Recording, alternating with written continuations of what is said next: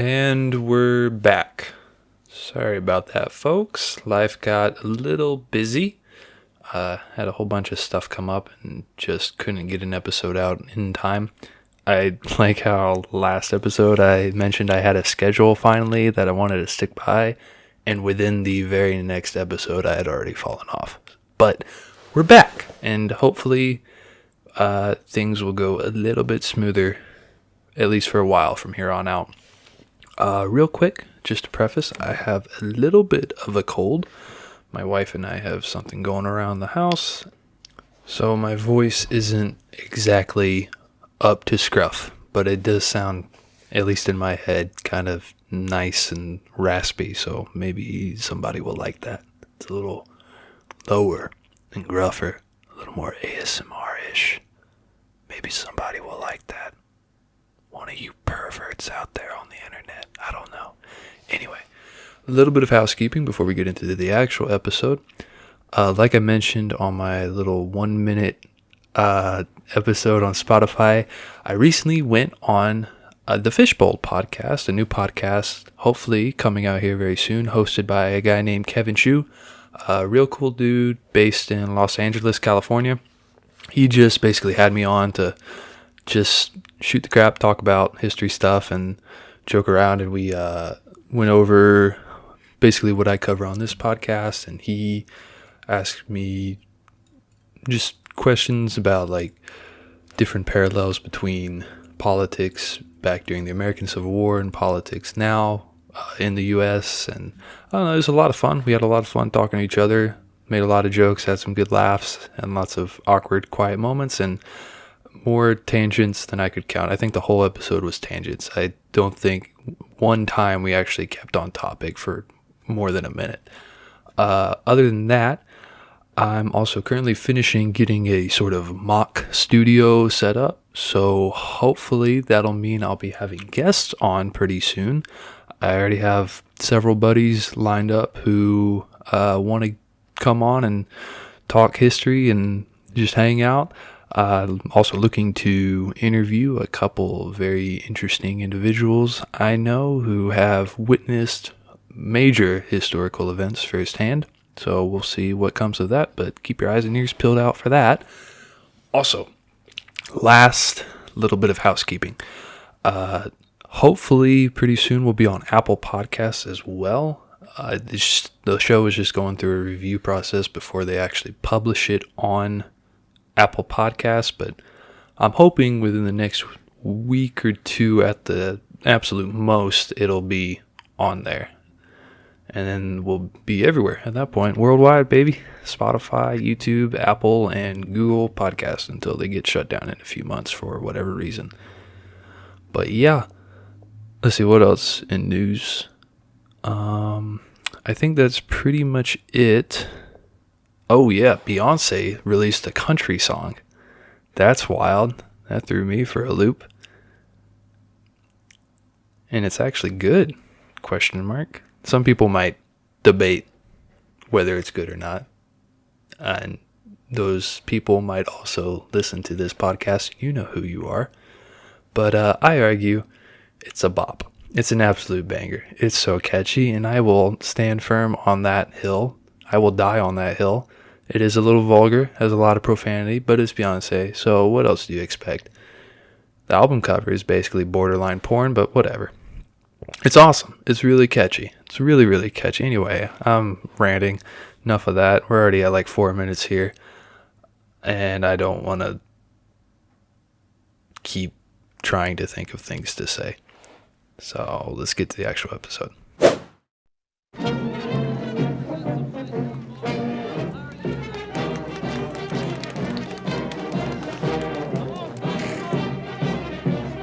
The people of Washington, D.C. are ecstatic. The hero of Vicksburg is in town to meet with the president.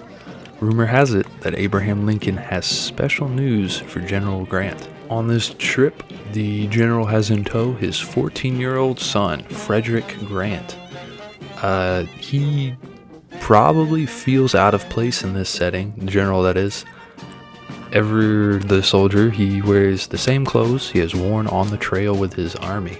His uniform is a combat command uniform, lacking all the broideries and golden tassels of something more ceremonial, and is caked in dirt and sweat and mud and who knows what other filth from traveling on horseback back in the 1800s.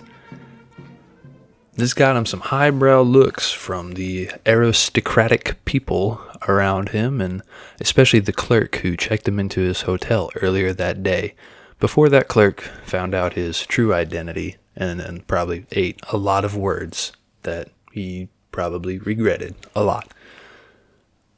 You know, if you're going to end up having to eat words, I'd always say make sure they're sweet ones. A little bit of Southern gospel hospitality, truth for you, whatever. And let's get back to the actual thing you're here for. People clamor to greet him and shake his hand, hoping to make a good impression with the general. Who won it? Who won it? You know, he's an American hero. He's right there. It's like meeting Matthew McConaughey face to face. Or, who's the other guy? Tom Cruise. Dude owns his own jet. That's wild. How do you get to the point in life where, like, I don't know, you're not buying Porsches and infinity pools. You're now buying your own fighter jet and flying it. That's blows my mind. That's a whole other level of existence.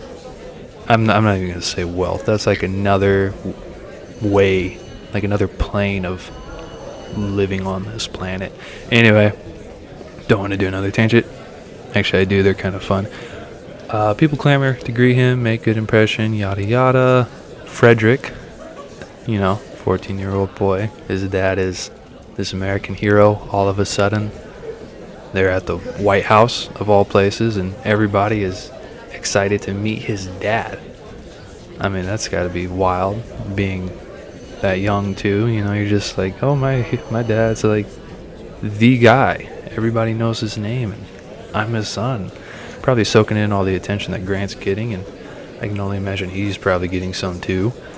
Grant is then pressed by the crowd, and Abraham Lincoln, who has at this point taken Grant to his side and is sort of just playing politics in the crowd within the White House, has pushed him to give a speech which he was not prepared for. One second, my water heater is running right now, and I need to make sure it's not picking up on the microphone.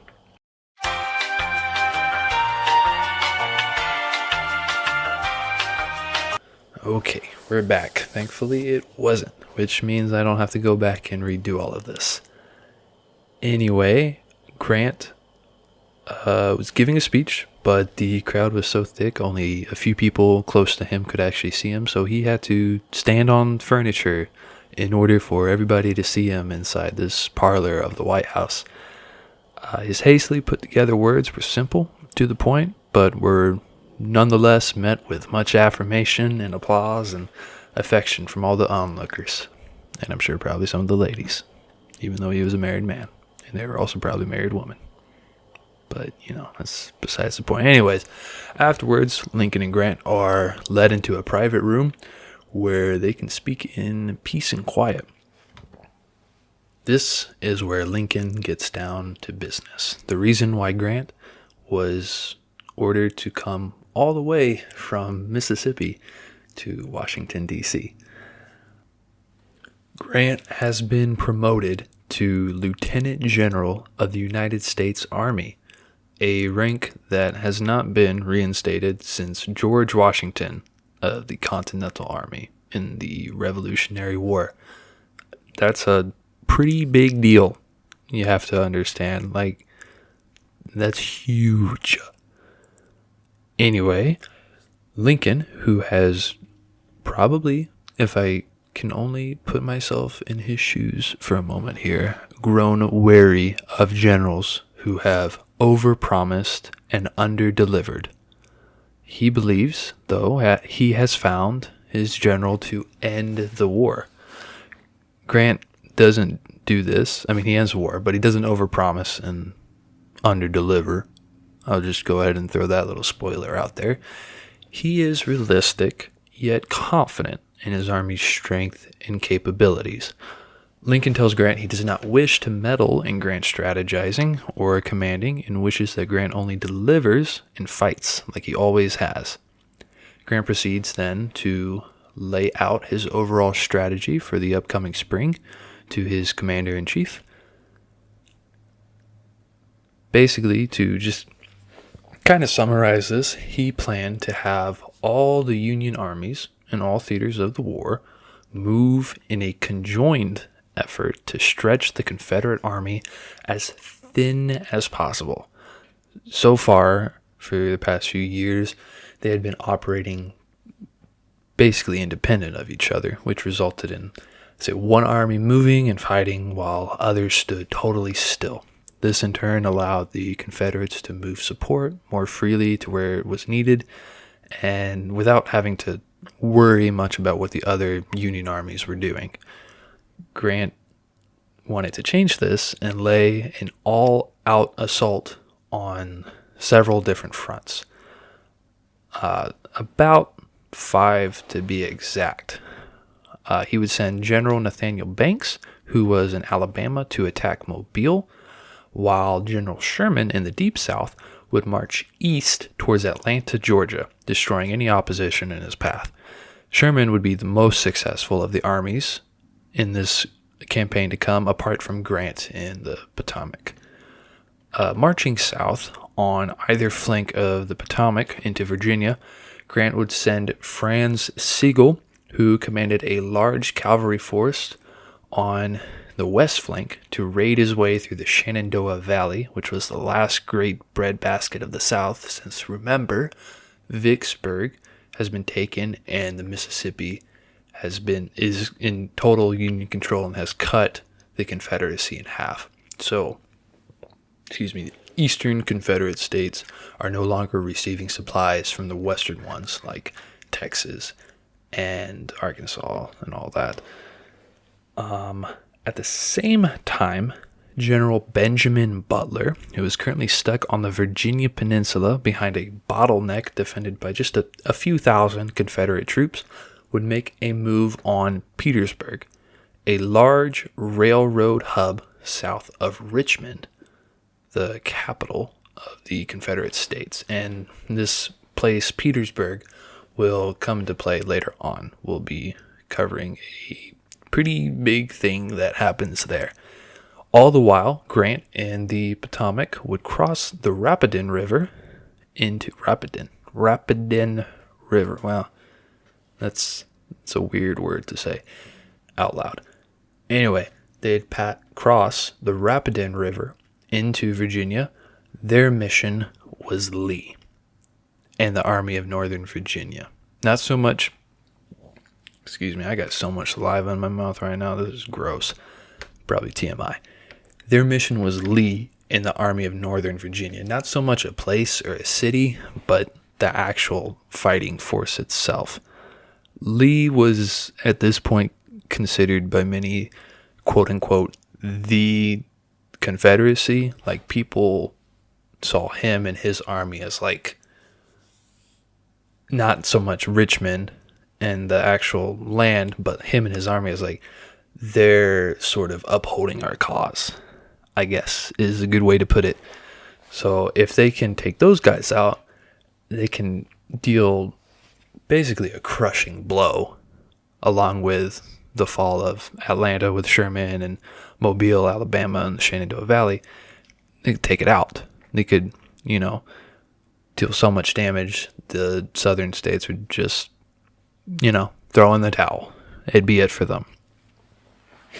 Throughout all this, Lincoln listens intently, but ever being the politician, he can't help to answer Grant with what he thinks would be a good plan. Grant politely tells the president that he believes his plan is better. Good move there. I don't know. I've had moments where I've had to tell my boss, is like, no, man, like, that's not really a good idea. I can only imagine how much more nerve-wracking that is if your boss is literally the president of the United States and you're commander-in-chief. That's yikes. So Lincoln secedes from his idea and makes good on his word to Grant and leaves the questioning of his strategy at an end there. With the war coming up on its fourth year and still the Confederate Army, like Lee in the Army of Northern Virginia and Atlanta and all those other strongholds still at large, things needed to start moving a whole lot quicker. The people of the Union had grown very weary, and as you know, makes sense, and re-elections would be coming up soon. Lincoln's adversary in the race, the top adversary anyways, was former Union General George McClellan, and he was pushing for a ceasefire with the Confederate States and an end to the war, resulting in the permanent division of the U.S. On top of that, just to, throw a little salt in the wound, McClellan's cabinet was not happy with the fact that Lincoln supported, and let's see if I can pronounce this word correctly, miscegenation. I think that's how you say it. And wanted to put an end to that. What is miscegenation, you might ask? Well, if I'm even pronouncing that right, it is the marriage between different people of different skin color. No, how barbaric is that, right? So yeah, not great guys to really want to take control of the presidency. Grant needed to produce results before Lincoln could be replaced, or else the past 3 years of war, all the destroyed towns and homes and over 250,000 at least Union soldiers dead would be for nothing. Grant had his work cut out for him. No pressure, right? After all is said and done, and Grant is allowed to return to his army, who is camped just north of the Rapidan River, he orders Meade, who still retains direct control of the Potomac Army. Grant's just sort of stationed his headquarters within the army to follow Lee. Quote, "Wherever Lee goes, there you will go also." End quote. And finally, on May 4th, 1864, the Army of the Potomac breaks their winter camp and crosses the Rapidan River at Germanna Ford near Wilderness, Virginia, hence beginning the Wilderness Campaign.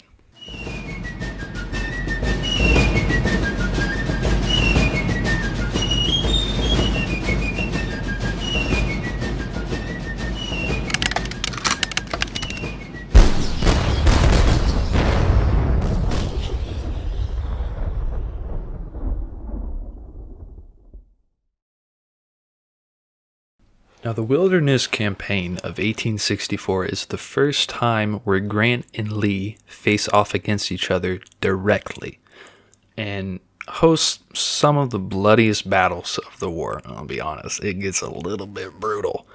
The two generals would learn much about each other and how the other fights. This campaign would also see the end of several generals on either side, being too badly wounded to keep fighting, or, you guessed it, killed. As the Potomac made its slow crossing of the Rapidan, Lee, that word feels weird on my tongue. Anyway, Lee gets word from his scouts that the Union is back on the offensive. The scouts have theorized where they are moving towards, and Lee plans on intercepting them in the thick forest of the Wilderness. This was a large area of very thick, densely wooded forest. And it's honestly not much of a wilderness nowadays. I'm pretty sure there's a McDonald's there now.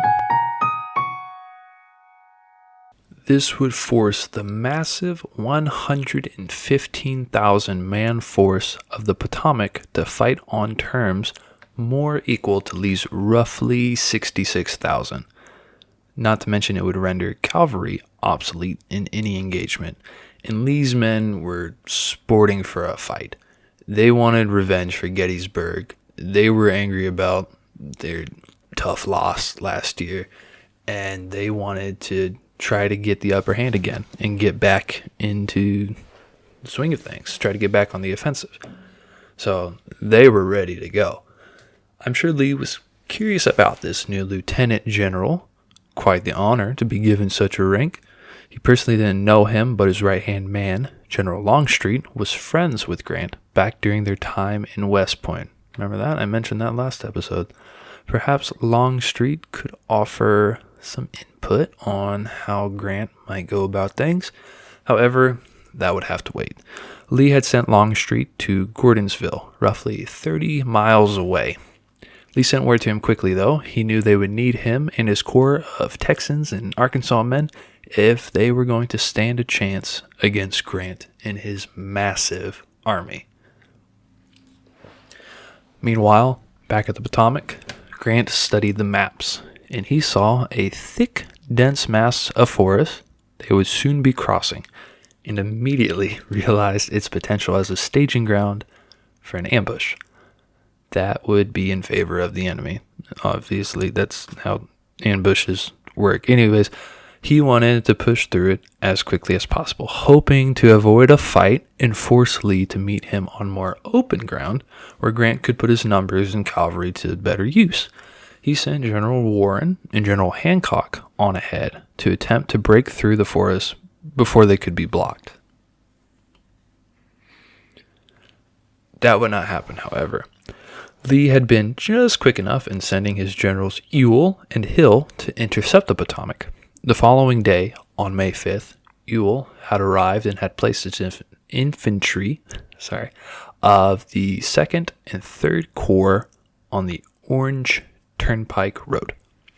They hastily constructed small earthworks with short log walls and foxholes, now blocking the main southeasterly advance through the forest. They would force the Union troops into a fight. Warren's picket reported Confederate troops on their right, and Warren knew he would have to attack at the very least in order to defend the rest of the Potomac's march. However, the Southern troops had picked the perfect spot for their advantage. They had picked a wide clearing along the road called Saunders Field, which would force Warren's men to march across the field in order to attack Ewell's corps, who were behind cover in the tree line, along with their few cannon placed on either side of the Turnpike Road. Meanwhile, during this time, General Hill was south of Ewell's corps on the Orange Plank Road. Not the Turnpike, not Orange Turnpike, Orange Plank. It's a little confusing, but just bear with me. Parallel to Ewell's defenses. Lee had ordered them to avoid a general major engagement until Longstreet could arrive. He knew Ewell and Hill weren't quite as experienced or, tough on the go as Longstreet, and neither were their men for the most part. So he wanted to wait until the hardier Longstreet and his more experienced, robust soldiers, which really there was no such thing as an unexperienced soldier in the Southern Army at this point. They were all good. It was mainly the commanders like Ewell and Hill, but he really just wanted Longstreet to get there before they got into any real fighting. Once Warren was aware of the enemy to his west, he sent an advance force to attack. As soon as the Union soldiers were in range, they were fired on by their virtually unseen enemy with devastating effect. One officer from one of the lead Union regiments, the 140th New York, described it as a, quote, long-range yet accurate and effective volley, end quote. Man, my voice is cracking bad. This volley kicked off the Battle of the Wilderness. Now that fighting had started, Warren scrambled more troops north and south of the Orange Turnpike Road in a front stretching a mile wide, spreading past either end of Saunders Field. So the tips of this line of attack were in woods, while the the rest of it in the middle, we're marching across this big open field towards probably, for the most part, unseen enemy. Must be fun. At the same time, Hancock was moving behind and past Warren to try to continue the march south, but Hill was quick to cut him off. He sent 2 divisions to intercept Hancock's corps on Brock Road, which was the primary north-south road through the wilderness. Hill hoped to draw Hancock's force away from the main army of the Potomac to seclude and confine them, which is a dangerous situation to be put in. It can wipe you off the board completely. They would have succeeded, which could have resulted in Hancock being taken out of action had Grant not noticed this danger and sends General Sedgwick to help. Sedgwick arrives in the nick of time, and he and Hancock are able to push the Confederates back to Orange Plank Road. Okay, so... Oh, 1 second. That's good. So I had to step away for a second, take care of some things, but you wouldn't even notice if I didn't tell you. Got dinner, too. Made pancakes for me and the wife. Good. I love pancakes for dinner. I'm probably just going to eat into the mic for a little bit. So we left off at pushing back Confederates to Orange Plank Road. Oh, yeah. Fighting all along the 2 lines lasts the whole day, ebbing and flowing. The woods are thick with smoke and causing blindness and confusion, which resulted in instances of friendly fire. The foliage was so thick that branches and even trees came crashing down from the sheer amount of musket balls, and cannon shot too, obviously, crashing through them. Someone, not sure exactly who, I couldn't find the exact quote, but I know it's a quote, described it as bushwhacking on a grand scale. And finally, with nightfall comes an end to the fighting for the day, resulting in a deadly stalemate. Why was it deadly? Well, a new enemy came in the night that was neutral to who it killed, and also oblivious. The fighting from that day had spread sparks and embers from the ignited powder of the muskets and cannon, and when combined with the newly spring-dried underbrush of the woods, caused fires to spread across the battlefield. Soldiers on both sides sat behind defenses or in holes all night, forced to listen to the screams of the wounded trapped in the burning brush, unable to escape the flames, to be burned or choked by smoke or crushed by trees whose trunks were chipped away by the numerous rounds to go through them.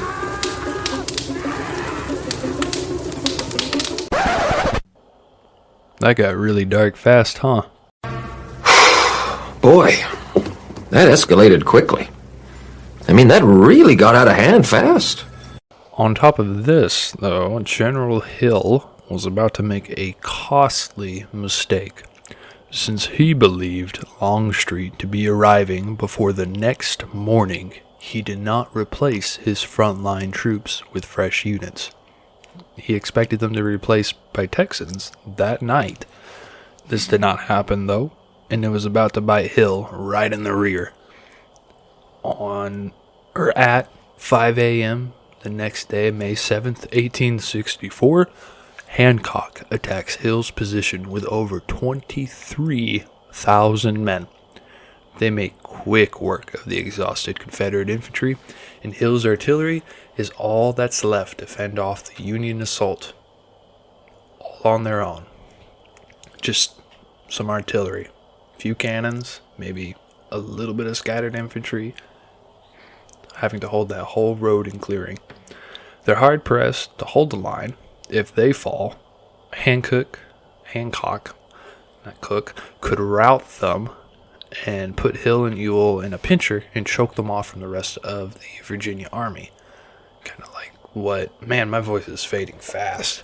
Kind of like what Hill tried to do with Hancock the day before. Finally, After an hour of hard-pressed fighting, at 6 a.m., Longstreet's forward advance arrives on the scene. General Lee, who had moved to Hill's position earlier to offer aid, sees them arrive and seizes the moment. As the Texan soldiers get into formation, he moves to their front on his horse, Traveler, to lead them himself into battle. But suddenly, soldiers begin pointing out their commanding general, and the mass of men stops in their tracks and begins shouting collectively, "Lee to the rear! Lee to the rear!" They all start shouting this, "Lee to the rear," and they don't move forward anymore. They will not move forward until their commanding general moves out of the way of danger. It's always the Texans, isn't it? They're always doing the crazy stuff. Anyway, officer walks up and takes Lee's horse by the reins to lead him away, like a child on a pony at a little carnival pony ride ring. That's a good one. Yeah, that's funny, Chris. Good job.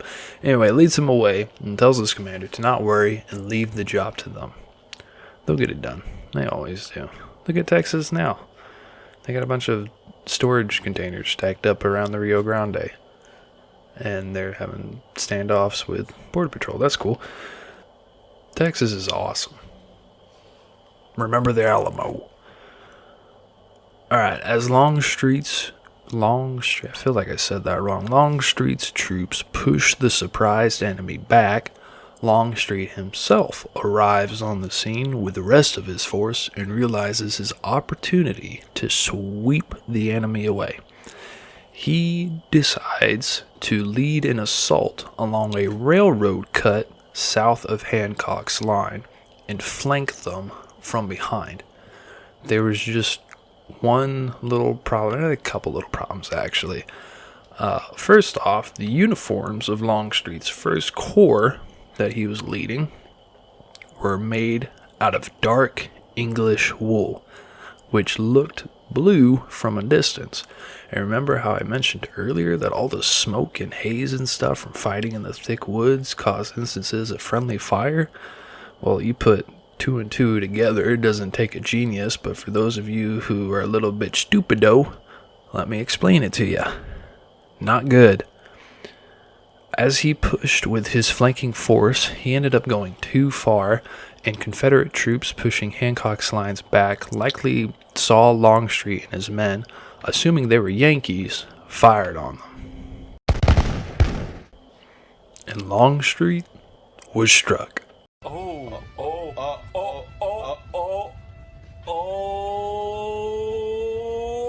He was quickly moved back, and the old Texan was rushed to medical aid, and the advance along the railroad cut was halted and abandoned, or pulled back. With Longstreet out of action, Lee again takes command of Longstreet's corps, and, well, this time they listen to him, but he's not in front, obviously, otherwise they wouldn't, move forward and put him in danger. They know, too, that they must protect Lee from Grant, who his whole mission and that of Meade is to kill or capture Lee, or force him to surrender at least. With Longstreet out of action, Lee takes command of Longstreet's corps and breaks the Federal line at Brock Road, but Hancock gains the upper hand afterwards and pushes them back, refilling his line. Back at the Orange Turnpike, General Gordon of the Virginia Army gets permission from Lee to attack Grant's far right flank, so up in the north.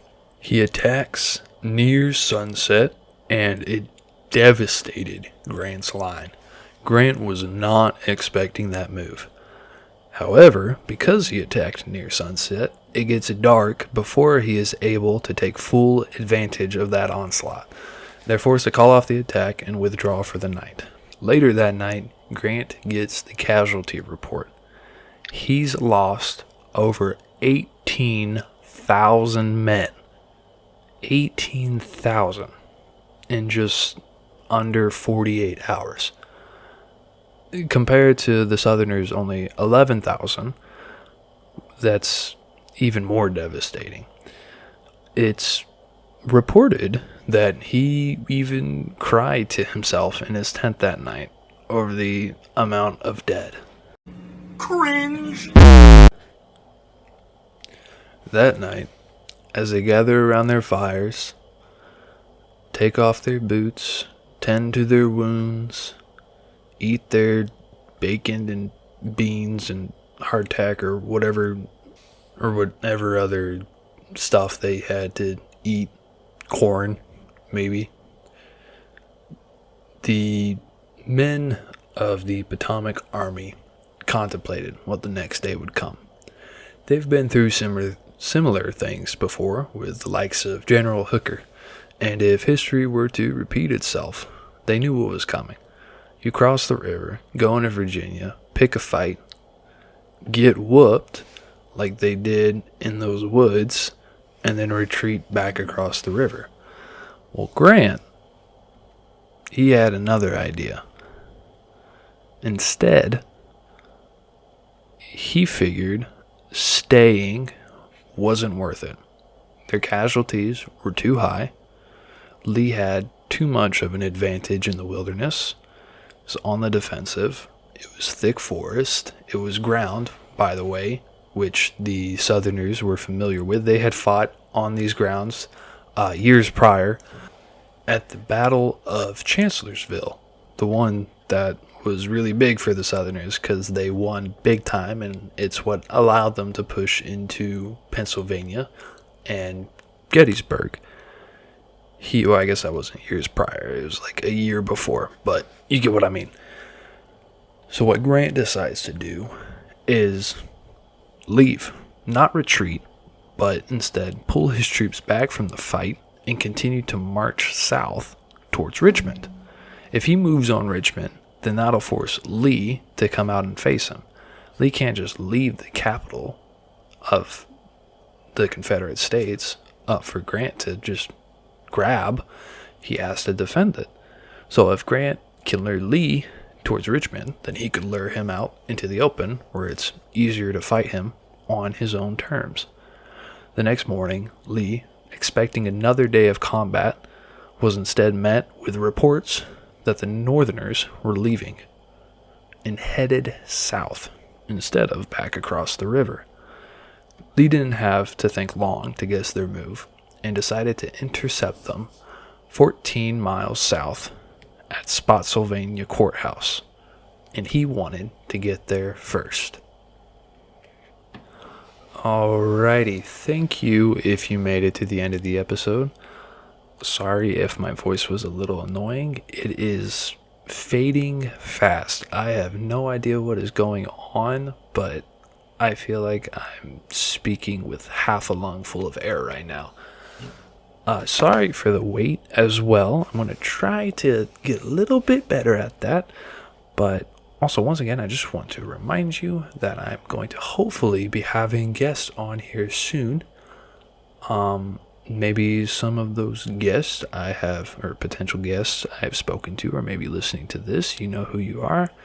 I can't wait. I'm very excited for that. So keep your eyes and ears peeled for that. Also, those episodes will be a little bit longer format, more like, instead of like 20 to 40 minutes, going to be like an hour, hour and a half, 2 hours. Who knows? Or we'll figure that out when we get there. But yes, thank you for listening this far, and I just hope you enjoyed this.